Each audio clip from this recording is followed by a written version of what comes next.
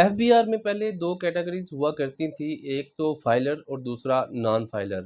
اب اس کو امینڈمنٹ کر کے اس میں تیسری کیٹیگری بھی شامل کر دی گئی ہے، جس میں آ جاتا ہے لیٹ فائلر۔ اب یہ لیٹ فائلر ہے کیا؟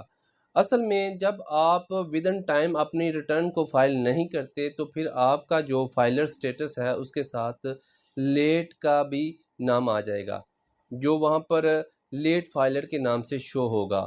آپ نے اس کو ختم کروانا ہے، اس کو نہیں آنے دینا، آپ نے خود کو اپنا فائلر سٹیٹس ہی رکھنا ہے، کیونکہ لیٹ فائلر کے الٹیمیٹ نقصانات ہیں۔